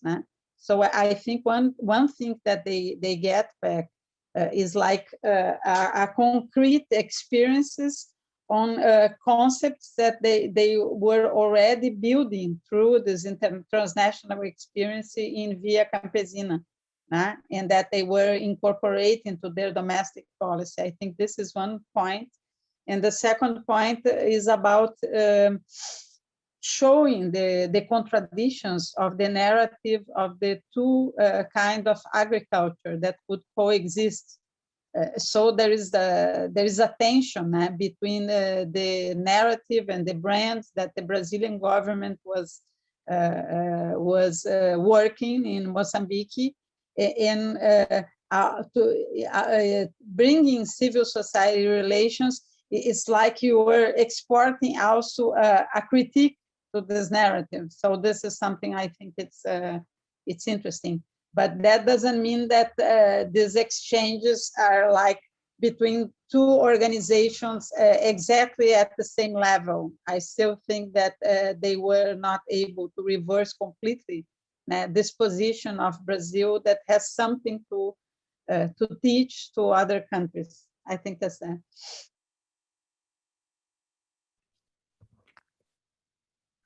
Okay, thanks for that. So let's move on. Should I Yeah, continue? Okay. Yeah, go ahead briefly, and then we can come to the panelists. Yeah, so I mean, as Claudia said, I mean, a key reference point for all these research activities has been the transnational social movements, their networks, which have gained a very high profile around our topic, this agroecology, food sovereignty, solidarity economy, and people from whatever place attend the events, which could be national or international, and so sharpen their strategic ideas about how they can facilitate or stimulate practical developments in their localities. So that process goes on anyway, regardless of governments, with some exceptions, such as the Brazilian government hosting a major conference, Agroecologia, and I think it was 2017. But otherwise, these initiatives and the attempts at international circulation need to find their own resources, well, except perhaps through research projects such as ours, but that is very low budgets compared to the budgets of these formal interstate connections. Now, we should also keep in mind that the institutions at every level, such as Embrapa, the Agricultural Research Institute, or even a municipality in our case study areas, all of them are dominated by the modernization model, the techno-diffusionist agricultural improvement, even predatory tourism, as the critics call it. But then within those institutions, there is a tendency, or at least a small group, which relates more to the knowledge exchange methods of small-scale agroecological producers developing this agenda of the transnational social movements. So that minority, or those few individuals, are the main connection for projects such as ours. And although it's few people and little resources, it's crucial that they exist and that they maintain relationships with what we call counter-hegemonic networks and research projects relating to those networks. So in that sense, I mean, as in the final point I mentioned, of course, these networks or learning exchanges don't start from policy. They start from the practical initiatives of the primary producers, which build the self-confidence and strength to demand policy support measures, use those measures effectively to build their collective capacities. And then that's the basis for learning across localities in quite different contexts. So that has a different starting point than what might be called policy learning between governments.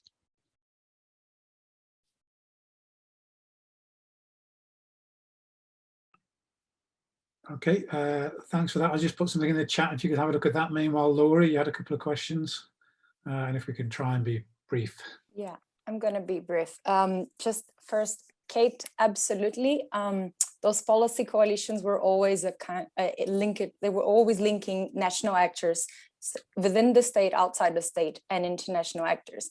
And if you think, I guess there were a lot of enthusiastic within the aid landscape. I mean, development practitioners in the so-called, ODA space. There were also many international organizations, mostly UN agencies. And so I'm just naming some of the most enthusiastic ones about the Brazilian social policies: FAO, WFP, ILO, UNICEF, UNDP. And it's not a coincidence that those are the actors that have been, in a way, carrying the Brazilian policies without Brazil or without Brazilian state. Some of the practitioners in exile, which is an expression that I borrowed from Lydia and Carlos Farias, they are based right now in these organizations. They are leading the very small South-South cooperation hubs within those organizations, and or being part of the epistemic community a lot of them in the UK, by the way. That's definitely, there is definitely a connection between the so-called, the winning coalitions at the national level and the support they receive at the international level, or the winning coalitions at the global level as well. A particular model in time that it has been promoted by the aid community. So that's for sure. On Alex, it's really, really fascinating. I guess we can have this keep having this conversation forever. But just to say that listening to you, I thought about Scott's idea of seeing like a state. And I was just wondering whether we are having something like seeing the ways in which simplification happens for this packaging, for this branding, the ways in which, the policy transfer works at this level, but also in a way seeing like a international development cooperation agent, right? The ways in which UN agencies also simplify and pack some of those policy solutions, and the ways in which us as part of the aid community and the epistemic community also oversimplify those models for export purposes. So I think it's really a very interesting conversation. Yeah, I'm going to stop here so I can move forward for. Okay, Zhengli or Tom, do you want to take this up, and then Nicholas? I don't think there are specific questions for us, are there? I guess I'll skip and leave the time for Nicholas, because I really like the questions that Ollie raised, and I'm curious. Yeah, go for it, because there weren't any direct questions, and it's all very interesting. All right. So I'll go then. Quickly, before getting to Ollie's question, let me just remark on Alex's great comments and these more ideational components of paradigm or South-South exchange. And this is something I unwillingly underemphasized in the presentation. I just didn't have the time to get to it, but it's of course very, very important, both in China-Africa's exchanges, but also in China's own development experiences, and how these large infrastructure projects were used to build legitimacy for reform, and also to kind of get back at, say, China's century of humiliation and build legitimacy overseas. So this is a central part of the story, and let me not get the impression that I'm not emphasizing it. In terms of Ollie's comments, thanks, Ollie, some great comments, and really, I think this is a very, very productive exchange. In terms of the social political effects of infrastructure, that is something, again, I think Tom has written about it, many others have written about it. And of course, infrastructure really reconfigures state-society relations. And as you said, the effects go beyond the immediate economic effects, and they have a whole host of social effects. They change the circulation in the city, the distribution, and so forth. And as you said, these impacts of infrastructure can generate also new forms of political mobilization. I'll give you an example. Right now, what we can be observing in Ghana and Kenya, for example, there's a newfound mobilization against the debt, right? A lot of the debt that was used to fund infrastructure projects. But there's really a great movement of civil society to challenge why the society should pay, especially once you enter into some kind of fiscal consolidation policies. Why should society pay for this kind of odious debt? I also paved the way here, could possibly pave the way to more Africa, Latin America coordination in this respect, some Ghana, Argentina exchanges, who knows? But really it's and as you said, these effects then mobilize politics, which then will affect the economy as well. But I guess the intention of my presentation was in a way to speak truth to power, to this idea of this kind of amazing effects of transformational effects of infrastructure, and this idea that it's inherently beneficial to growth. I just wanted to temper that. That's why I focused on some aspects, but not others. But again, the social and ideational aspects are central to the story. In terms of the organic interests that motivated China's pursuit of this kind of infrastructure projects. First, let me emphasize that still China is not one of the greatest investors in Africa still right now. There's other European countries that surpass China. China is more of a contractor more than an investor. But it is true that through the BRI and previously going out strategies, China, we can say, again, other people are better qualified than me, but it's true that China is able to tick, the Chinese leadership is able to tick many boxes, right? On the one hand, you can address the overcapacity of the construction sector once economic growth start decelerating in China. You can also make a productive use of the foreign reserves in the central bank. Also resource security, especially earlier on in the engagement with the developing world, and also the extension of China's influence over the world. So in a way, through these policies, they're able to tick many boxes, and it's very useful. But let me also remind you that there's also organic interest in the Western countries who are big participants in this infrastructure agenda, right? Because you have a whole host of investors that are paying to park their money in government bonds, and they really are lacking profitable investment opportunities. And creating this pipeline of projects in the global South is an attempt to address this. So let's say that perhaps in China there's a bigger emphasis on the construction overcapacity and perhaps the foreign reserve management, while in Western countries, in Europe and North America, it's more about mobilizing idle capital. But as you said, and the parallel with imperialism is of course very pertinent here. There are organic interests involved. Yeah. Great, thanks, Nicholas. Now, we have a slight dilemma in that there's more questions to come, but we have run out of time.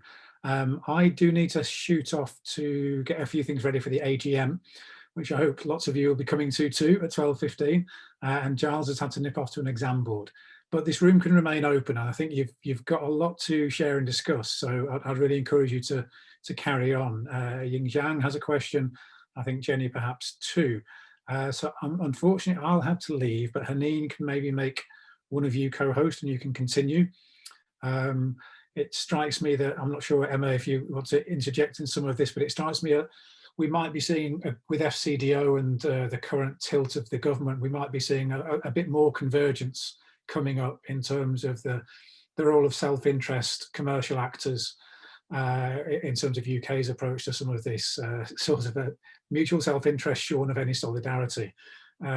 So that's one of many discussions you could continue to have. So with my apologies, that's a fascinating session. Thanks ever so much to the contributors and the questioners, and I'll leave you in Haneen's capable technical hands, and please do keep the conversation going. And like I say, hope to see some of you at least at the AGM. All the best. I see that there's a question in the chat board by Laura. Maybe I can talk about this briefly, very briefly. It's interesting. Well, in our case studies, for example, in the industrial park development in both Ethiopia and Uganda, state interference or state engagement from China is quite limited, as we can see. But because the project is not only about the industrial parks, but we also did, similar to Nicholas' project, we did also a lot of interviews on infrastructure.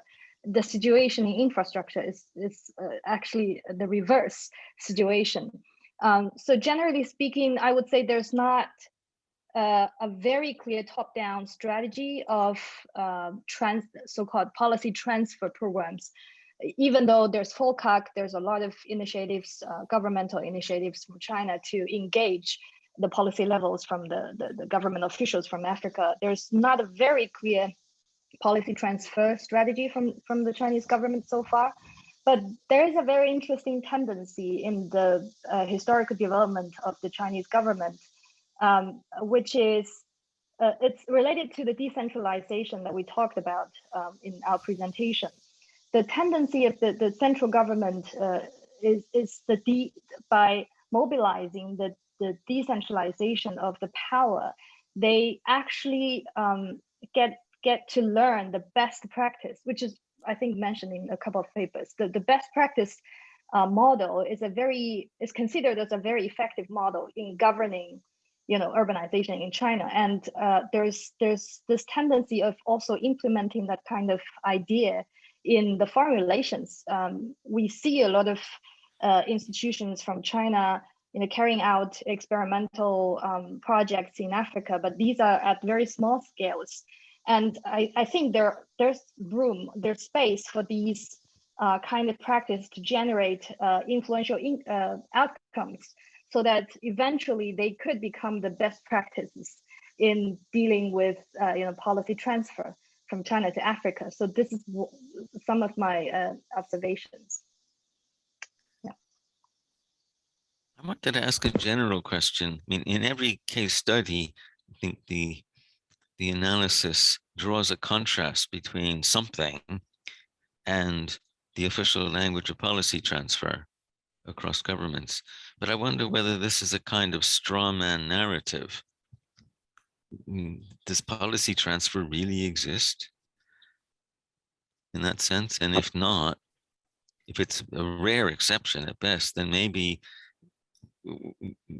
we should be doing something other than contrasting our cases to something that hardly exists. I wanted to jump in on this because on policy, when we talk about policy transfer, I think there's several things in here, embedded in here. There's the idea of a policy template that it's connected to policy instruments, the way you implement a particular agenda with goals and activities and all of that. But then there's the process that supports that. So when you look at how a policy was born, this is often, and in Brazil case, in the agri-food policies that we have analyzed, this is usually strongly connected to a particular state society dynamic, right? And institutions that connect different actors within the country, but beyond government. How do you export that? How do you export state societal dynamics? How do you export social contracts, political settlements? How do you do that? You don't. So what you transfer is something within that collective of a policy, and that's often not enough. So I think there's a question of when you talk about policy transfer, what exactly are you talking about? And are you giving enough attention to the institutional setting, the political process? And I think all the papers emphasize that not enough attention have been given to all those aspects, right? Can I jump in? Just because it kind of leads on directly from what you have both said. And sorry about my co-worker here, but there's this real tension, right, between the sort of the technical stuff that is exported. So if you like, the World Bank model, where you strip out the politics and you export the policy solution, right? Because it's attractive and it achieved results in a different context. And so let's take that and plonk it somewhere else. And then there's what Alex was alluding to, which is, the power of ideas, the power of the brand, the power of the imaginaries, and those play out quite differently. And actually, in a way, colleagues at IPCIG in Brazil, I remember like over 10 years ago saying that whenever they had study visits or they would travel to African countries to talk about whatever policy it was they were promoting or had been asked to share, they would say, right, could we please have someone from the Ministry of Finance in the room? Could we please have the person responsible for X budget and for X this? And because they wanted to try and show that you need all of these people to work together if this particular policy or something like it is going to work in that given context, right? So I think there is an awareness of some of the sort of aid land workers of the focus on the how. And then maybe just fast forwarding a few years down the line, and I'm sorry for those of you who have heard me talk about this to death, but I was involved in a tiny policy exchange program policy learning between the UK and Brazil, and there was real resistance from people involved in the more social movementy side of things in Brazil to engaging with some of the figures in the UK who they saw as being sort of extractive. You didn't have our political struggle, and so why do you want to come and learn about how we did whatever it is? Actually, we're not sure that we want to share this particular lesson with you. But if you see how those debates play out with someone who is similarly situated in a social movement here in the UK, be it through Via Campesina, the Land Workers Alliance, or the End Hunger Movement UK, then those conversations take place very differently because it's like to like, it's peer to peer. So I think there's an awareness, I guess is what I'm saying, in the very variegated group of individuals and institutions involved, perhaps not institutions involved in policy, mobilities, transfer, diffusion, whatever you want to call it, this kind of Hydra, Medusa animal, that it's as much ideational. It's as much, ideas as it is actually the material or the technical. It's kind of what I got also from listening to all the presentations today, but I'll stop there. Sorry, that was a bit rambling. I should have added, I would love to hear the presentation, the presenters' reflections on if any of that chimed with the research that you've done empirically. I'd be really interested in hearing that. Sorry, I forgot to actually tack on the question at the end.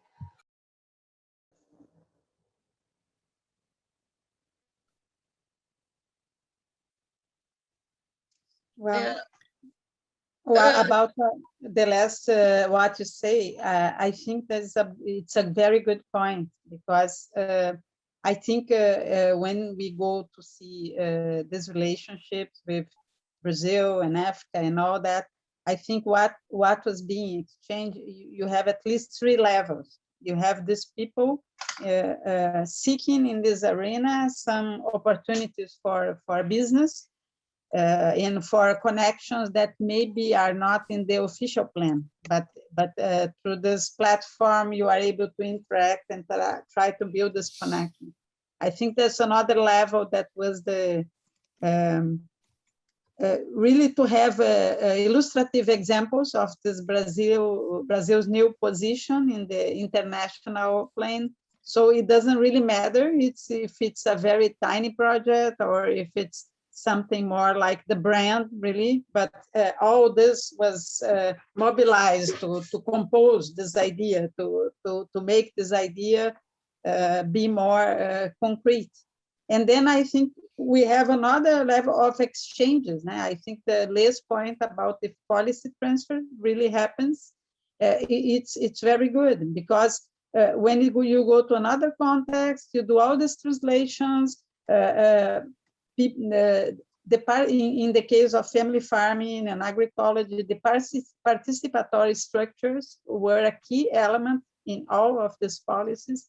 So if you don't transfer that, you have an important lock-in. So I think it's also maybe some of this symbolic and all of that platform, they are kind of an arena where different actors can build different connections. So I don't really think that there is this really well-designed package of policy transfer able to be transferred as such. I mean, throughout Latin America, the general term has been diálogo de saberes, or troca de saberes, or ecologia de saberes, that is dialogue, exchange, or ecology of knowledges.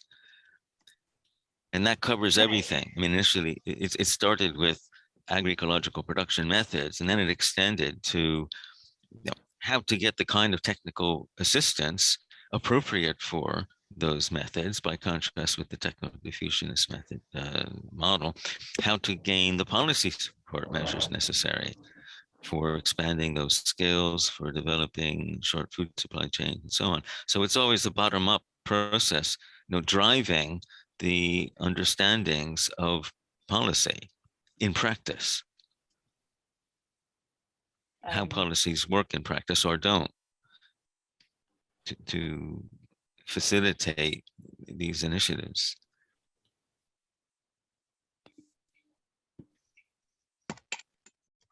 I'm not sure if you can hear me okay. I've just come off can you hear me? Yes. Okay, great. Sorry, I've just come off one of these crescent things. So a quick thought, and this is really inspired by Nicholas's paper particularly, but all of the papers, which are absolutely brilliant. The UK has a international development strategy, so-called. I mean, in advance of the autumn spending review, in theory, the FCDO is putting together a new international development strategy. My experience of the last 6 months, and I'm sure other people's, is there is no strategy. It's an absolute unholy mess, and that actually more or less describes most of British policy at the moment. Nonetheless, I wondered if there was an opportunity, inspired by these papers and with other colleagues, to think about putting together a sort of kind of impactful short, learning from the South, ideas for a UK development policy. So, Nicholas, your point about these, very, very beautifully, brilliantly demonstrated why enclave projects in particular contexts aren't going to work. And we can see this happening already with the Build Back Better, what's going to happen. We know that. Or thinking about drawing on Via Campesina and some of those bottom-up directions. I think the way in which learning from the South is often picked up is by these hegemonic actors is incredibly poor. And right now it's also, I've been in meetings where very, very senior parliamentarians are just absolutely parroting rubbish, absolute rubbish, particularly around China and Africa. And even actually what was shocking was actually more thoughtful and open-minded parliamentarians were spouting it too. These narratives have a very, very strong grasp, right? So I don't know if anyone would be interested, but it just occurred to me when Nicholas said it, this is a really good opportunity to say, okay, what could you really learn from the South? Including how not to do it and how to do it, you know what I'm saying, nothing simplistic, how to do it, but that sort of evidence-led, research-led understanding, but also policy, kind of oriented. Can I also follow up the question, maybe to Nicholas and Julie as well? It's a really interesting discussion because I'm also doing my PhD about this policy learning and then Ethiopia industrial park development. But I quite like what Lars just asked about, is there any policy transfer existed? Because what Zheng Li and Nicholas has mentioned is there were always institutional barriers out there to make the transfer fully, make the things fully transferred. So I wonder, on one hand, what is that meaning for the knowledge production of the global optimistic community? On the other hand, what's the implication for the African state capacity building? I think this is a very, very broad question, but also I feel like yesterday we have another paper talk about this knowledge exchange between North and South, and then the current evidence show there's actually no evidence say there's a reverse of knowledge from South to the North. Then what actually make the South-South exchange distinguish is actually this combination of the material interest and the ideational kind of exchange, that kind of thing. So I mean, it's kind of reflection of the whole discussion today, yesterday as well, and also kind of question whether the role of this private interest is very important to facilitate this bottom-up or peer-to-peer knowledge exchange. Is this a correlation out there, or is this something actually really distinguish the South-South learning, as Emma has kind of trying to emphasize the special character between South-South and South-North? Because I'm also wondering what's actually the difference between the knowledge exchange of North-South and South-South. But yes, I do think this is a really interesting conversation. It's certainly a lot of learning out there and continuing discussion. Can I briefly address that? Because I really like the question. I think the question to whether there is policy transfer from our case studies is yes, there is policy transfer, although we use the term policy mobility in our paper, which I think is probably a more appropriate term to recognize the mobility of policy itself, although we have to also accept that policy mutate during the movement. This is quite evident in even the private investors of the parks, Chinese parks in Ethiopia. For example, the East Industrial Zone, they, after several years of, even from the day one, when they started opening the park, they brought the idea of subleasing land, which is non-existent before they actually started the practice.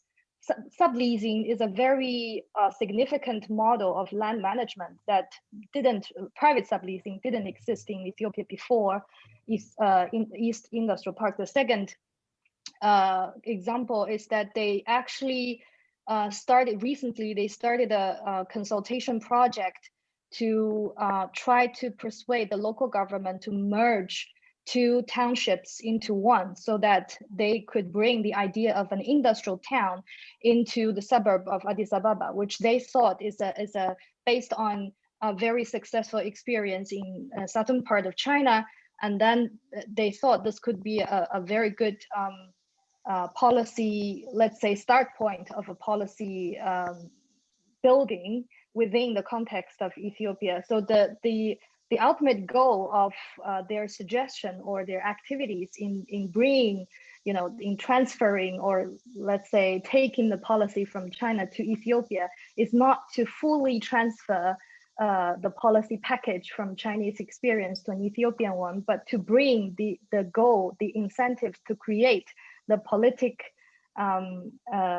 incentive or willingness in a new context, so that they could build their own policy in order to achieve common goals by different stakeholders. That's I think I would say that I after the research, there used to be a period that I also was questioning the commonalities among South-South cooperation.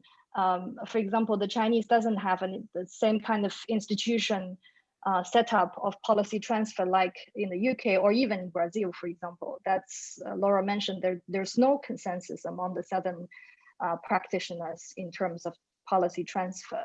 So I guess there will be a challenge in building the consensus, but I think in the South-South cooperation, what they did is that they collectively challenged the existing institutional setup of knowledge transfer. But knowledge transfer or policy transfer still takes place in the, like Alex said, like Les said, it exists in individual practices, piecemeal but incremental. Yeah. Just a question for you. I was pretty much struck by the idea of the corporations giving Chinese names to people and working in the zone. So can you talk a little bit about this cultural dimensions of this this whole urban narrative working construction? Yeah, I think you're talking about the Huajian case. It's an interesting case. If you search in the media, there's a lot of coverage actually about the story of this private company owned by a man from the southern part of China, bringing his factory from a province, a small factory, to Ethiopia. And the practice is that in order to build a kind of enterprise culture in a foreign context, and in order to bring up efficiency of production, I think he personally takes this methodology as an effective way of increasing production efficiency and building enterprise culture among the workers, because the amount of workers that the amount of employment is significant, considering that they're not one of the first Chinese factories in Ethiopia, and I think one of the first even foreign investors in manufacturing sector in Ethiopia. So they were employing thousands of workers within 1 or 2 years. They expanded very quickly. And the owner of the company considers it's necessary to build a very specific enterprise culture by giving the workers a Chinese name, so that they identify themselves as part of a collective sort of. But I have to also say that it's a very specific case. I didn't see any other Chinese companies doing the same. Yeah. But it's definitely a very interesting case, yeah.